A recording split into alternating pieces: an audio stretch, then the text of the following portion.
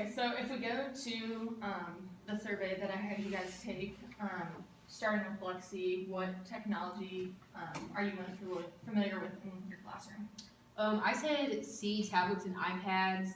I know a lot of classrooms that I've been in, they've used those, and I think it would be beneficial in the future to have a classroom filled with those, that each kid gets their own. I think that would really help. They can do individual work, and then we can always put them in groups to use them. I said F, other, and I was going to use an example of smart boards because, especially like when they're younger, it's hard for them to do a task like by themselves on with technology because they get distracted easily. So if it's with a big group, then they can stay on task easier. I said C, tablets and iPads because in special education specifically, each kid's gonna need like a different accommodation. So if they all have their own iPads, like they can each have their own tasks to work on their own iPad, and so like each would be different for each of the kids, but still like using the technology would help them like get accomplished whatever they're needing to be working on. I did tablets and iPads too. I know in some classrooms that I've been in, each kid has their own, and it works easier when the students are done with their homework. They can get on and take quizzes or catch up with any other math facts and stuff that they need to work on. Yeah, I thought that the tablets and iPads would be a popular piece of technology just because with this day and age, you know, it's kind of a one-on-one ratio for that. And schools are able to afford getting one for, you know, every 1 or 2 students to share or something like that.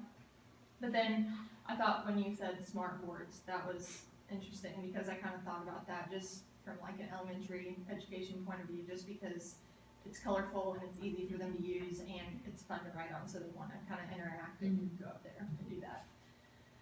So the second question was, when communicating back and forth with colleagues through technology, how effective do you think your communication is through a screen?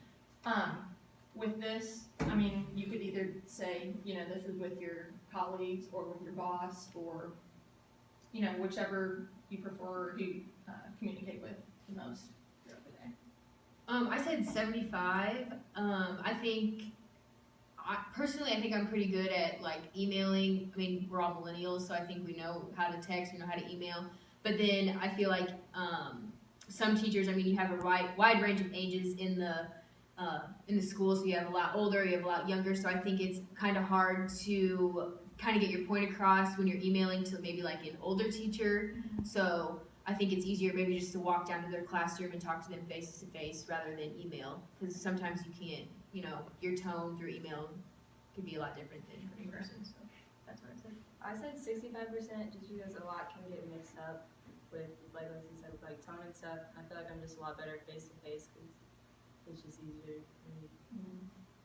I said 75% because I think email, like knowing how to email is a really important skill, and I think a lot of people like younger do know how to do that. Even like reminders like from the office or from principals, like they're gonna email you, they're not gonna come personally tell each teacher like, oh, a reminder to do this. So I think that's a good way to like keep everybody in the loop kind of thing. Well, and off that, I feel like, and you're not interrupting a class. Right. You can email them whenever.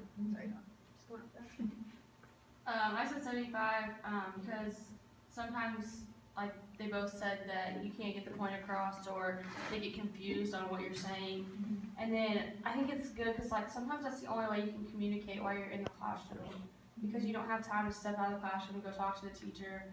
And so I mean, I think email's good for the purposes like that. But if you have time, I think having a face-to-face conversation is better.